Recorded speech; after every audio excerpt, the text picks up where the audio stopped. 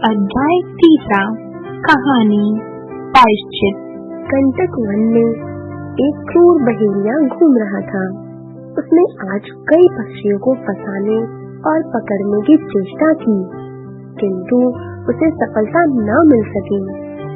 भूख से व्याकुल बहेलिया इधर उधर मारा मारा घूम रहा था कि उसने वृक्ष की एक डाल पर अपने पंखों को तोलती हुई एक सुंदर कबूतरी को देखा। उसने कबूतरी को चुपके से पकड़ लिया और पिंजरे में बंद कर लिया।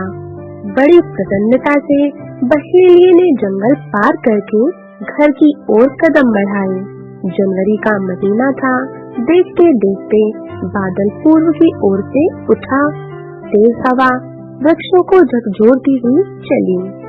बर्फ के झकोरों ने बहेलिये को इतना दुखी कर दिया कि उसके दांत से दांत बजने लगे। शीत और वर्षा से बचने के लिए वह फिर जंगल में ही वृक्षों के एक झुरमुट की ओर भाग चला।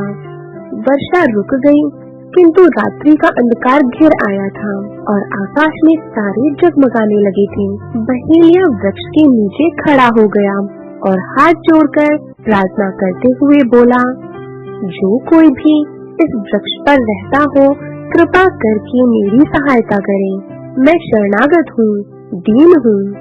इस समय मैं संयोग से उसी वृक्ष की एक ऊंची डाली पर एक कपोत बैठा जोर जोर से विलाप करते हुए कह रहा था, हाय, न जाने आज कपोती कहाँ रह गई। उसे किसी बहेलिये ने पकड़ लिया अथवा भयंकर आंधी और वर्षा के कारण पंख टूटकर गिर जाने से वह मर गई। मैं उसके बिना कैसे जीवित रह सकूंगा। परमात्मा मुझे भी इस संसार से उठा ले। पिंजरे में कैद कबूतरी ने तुरंत कबूतर की आवाज पहचान ली। उसने अपने पंख फड़फड़ाकर कहा, हे प्रिय, मैं यहाँ इस पिंजरे में कैद हूँ। यह ठीक है कि इस बहेलिये ने मुझे कैद कर रखा है, पर इस समय यह हमारी शरण में आया हुआ है, दुखी और लाचार है। घर आए दुखी व्यक्ति की सहायता करनी ही चाहिए, चाहे वह हमारा शत्रु ही क्यों न हो। कबूतर ने कहा, हे प्रिय, वह बहेलिया नीच और हत्यारा है, इसकी सहायता नहीं करनी चाहिए। कबूतरी ने कहा,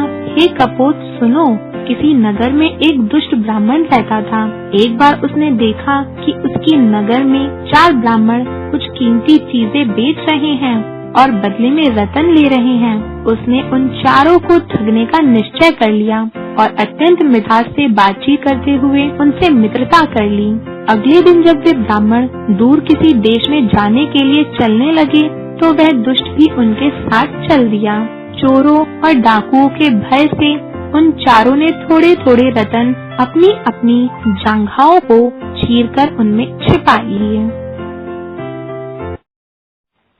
4-5 दिन बाद वे पांचों पल्लीपुर नाम की किरातों की एक बस्ती के पास से होकर गुजरे। बस्ती के पास पहुँचते ही कौवे चिल्लाए, अरे किरातों, ले लो, रतन ले लो। किरातों ने उन ब्राह्मणों को घेर लिया और उनसे रतन मांगे। ब्राह्मणों को बहुत मारा पीटा और उनकी तलाशी ली, पर रतन न मिले। अंत में किरातों ने कहा कि आज तक ये कौवे कभी झूठ नहीं बोले, इसलिए यदि तुम लोग छिपे हुए रतन नहीं दोगे तो तुम पांचों के शरीर फाड़ डाले जाएंगे और उन्हें फाड़कर रतन ले लिए जाएंगे।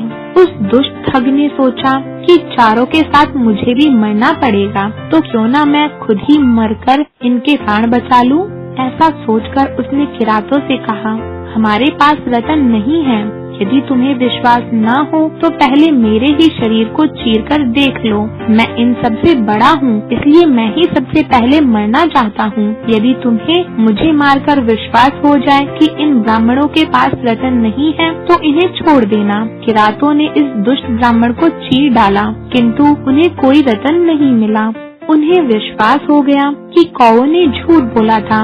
उन्होंने चारों ब्राह्मणों को छोड़ दिया और अपने ठगी के धंधे को छोड़कर वे अच्छा जीवन बिताने लगे। कबूतरी ने कहा, हे स्वामी, उस ठग और दुष्ट ब्राह्मण ने त्याग के साथ साथ बुद्धिमानी की थी। यदि यह बहेलिया भूख और सर्दी से मर गया तो मैं भी इस पिंजरे में कैद रहकर ही मर जाऊंगी। इसलिए हमें भी शरण में आए इस बहेलिये की रक्षा करनी चाहिए। कबूतर उड़ा और कुछ ही देर में कहीं से जलती हुई लकड़ी उठा लाया। सूखे पत्तों में आग लगाकर वह पास ही बैठ गया। उधर बहेलिये ने जलती हुई आग में अपने को अच्छी तरह से पकड़ सर्दी दूर कर ली।